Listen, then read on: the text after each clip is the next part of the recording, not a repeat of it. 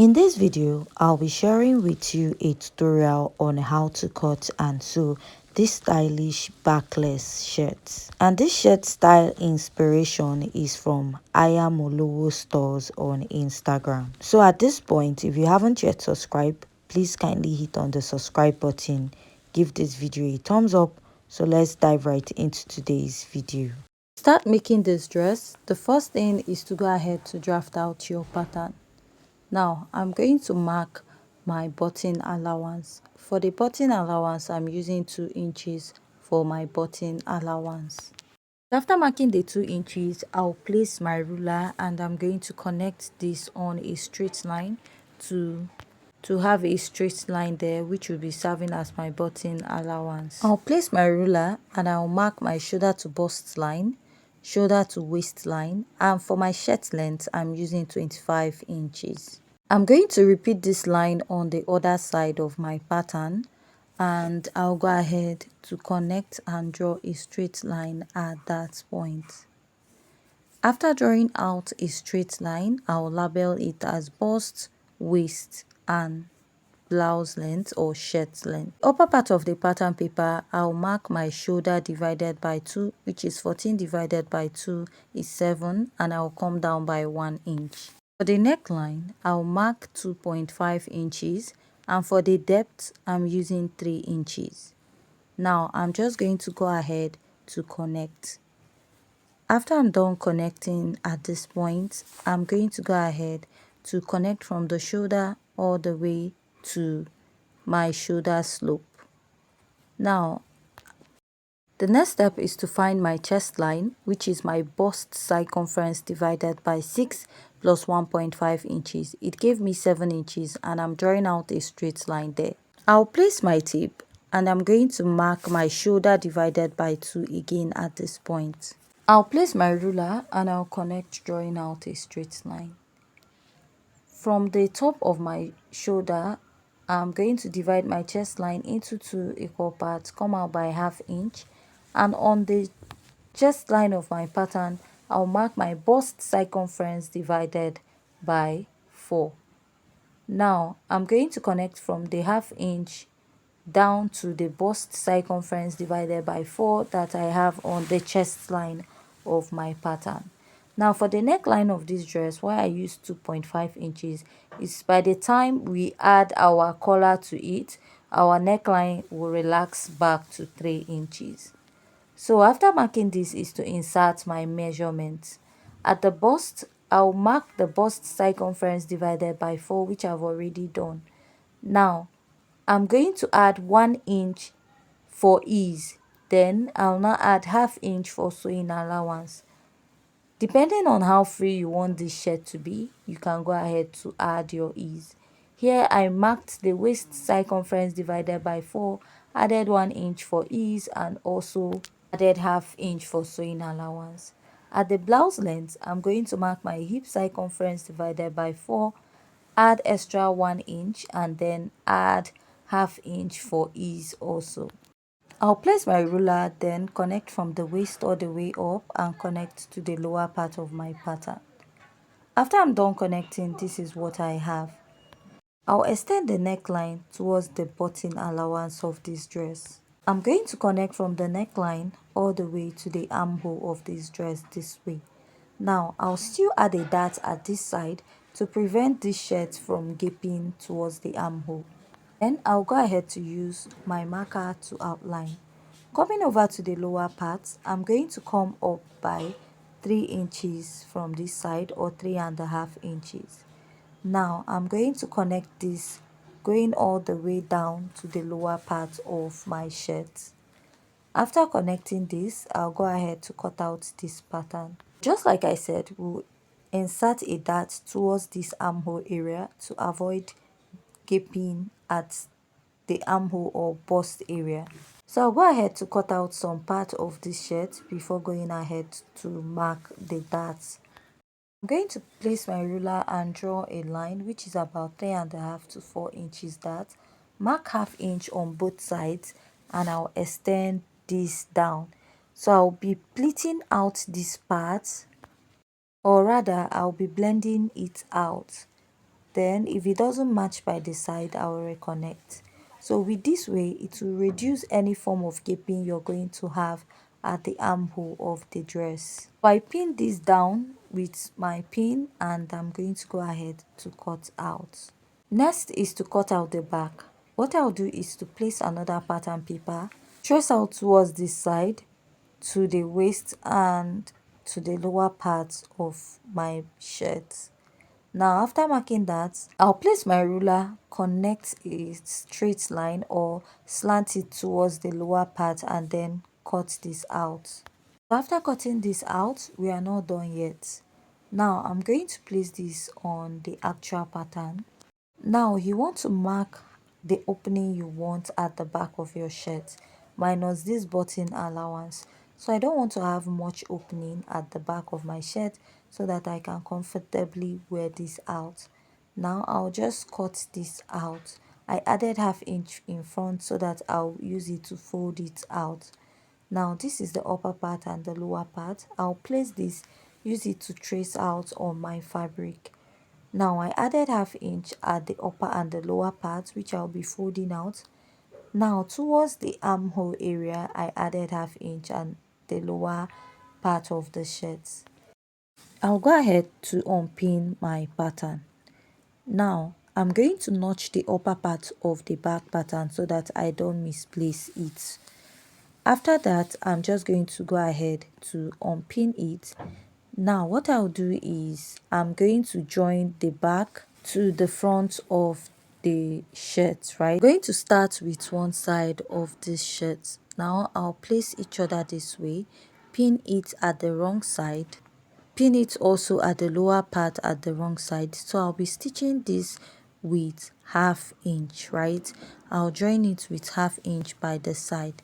Now in front, I'm going to stitch my button allowance. To stitch my button allowance, I'll mark that 2 inches I used for my button allowance and I'll mark this all the way straight down to the lower part of my shirt. Now after marking this out, remember we are doing this on the wrong side. Fold in a little and then fold it and make sure it stops on that line, that is on the 2 inches line. Go ahead and pin. So this is what I'll do, and I'll get to the lower part of my shirt and I will pin. Go ahead to top stitch on it. Another thing you want to make sure is that when you're stitching it, make sure that your lines are straight. And after that, I'll also go ahead to fold out the armhole of my shirt. If I added ½ inch there, I'll just pinch it, fold it down all the way to the side and also fold the lower part of this shirt. I'll be repeating this on both sides. So I've gone ahead to stitch my button allowance and join the sides. So this is what I have. Now after doing that, I'll just go ahead to fold the lower part of my shirt. Then if I have any excess on the button allowance, I'll take care of that and also fold the upper part. So I've gone ahead to join both sides and also fold the upper part and the lower part. So this is what I have. We want to cut the collar, so you can measure what you have in front. So what I have here is about 5 inches. So 5 inches on both sides will give me 10 inches. Now for the measurement for the back neckline, now if you're using a basic neckline of 3 inches by 1 for your back pattern, your neckline should fall at least 3.5 inches if you measure it. So I have 3.5 inches. So that 3.5 inches times 2 will give me 7, and the 5 inches I have both sides of the front neckline give me 10. So 7 plus 10 inches will give me 17. Another way to get your measurement is to place your tape round your neckline. So when I placed my tape round my neckline, what I got was 16. So I decided to work with the 17 inches.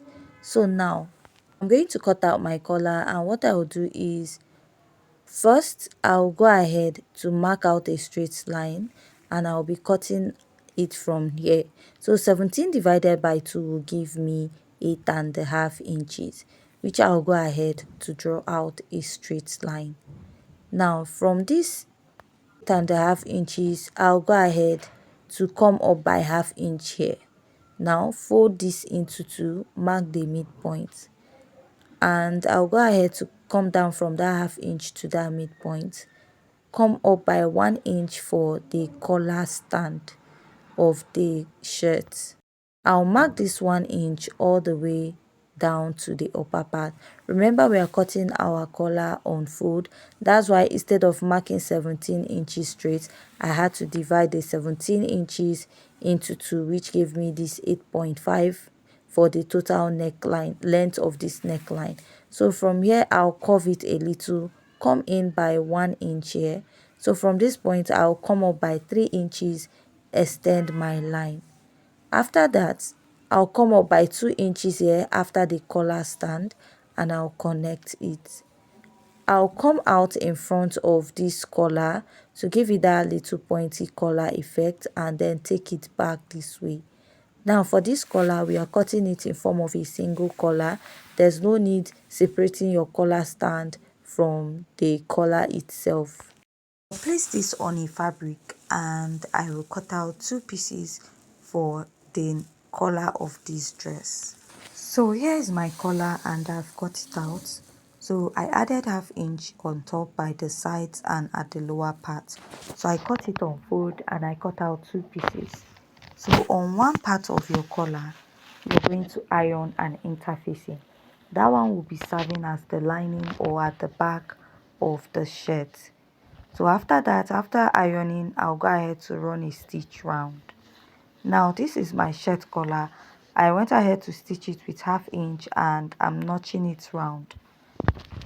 After notching, I'll turn it, iron it out, and this is what I have. Now we'll be attaching this collar to our shirt. Now you want to get the 2 separate parts. Now open up this collar, fold it in with ½ inch. Now after doing that, take the neckline of the collar where the button allowance starts, and you're going to place it. Now you're going to be working with your pin. Go ahead to pin this down, fix the rest of the neckline, place it very well, and then you're going to also pin. So you want to do this carefully so that it will relax very well, and you're going to pin. Make sure you pin before you sew. Now after pinning at the neckline, the remaining part of this collar, which will go at the back of the shirt, you're going to go ahead to fold it in without attaching anything there and pin it. Now after pinning this side of the shirt, I'm going to go ahead to work on the other side. Now I'm going to place this, then place the collar, that is the button allowance side also. Fold here in, that is where I have the collar stand. Fold it in. That is the reason why we added ½ inch at the lower part of the neckline.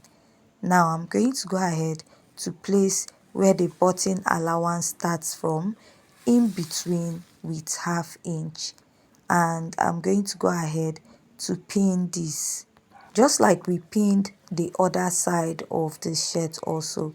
Now place the remaining part of the neckline, and you have to be careful and take your time to do this so that when you're sewing, you're going to stitch at once. Now tuck it in very well, and you're going to use your pin to hold it. Now fold in the remaining part of the neckline that will cut across the back of the neck. That is the collar, the part of the collar that will cut across the neckline. After pinning, this is what I have. Now I'll run a stitch round the neckline of this pattern, that is on that part that I folded in. I'll run a top stitch at the neckline area to the shirt. Now at the neckline, this is what I have after I was done sewing. The next step is to just go ahead to attach a strip of fabric. So I already made this, and I'll go ahead to attach this by the side of the back. So after I was done sewing, this is the final result of the dress.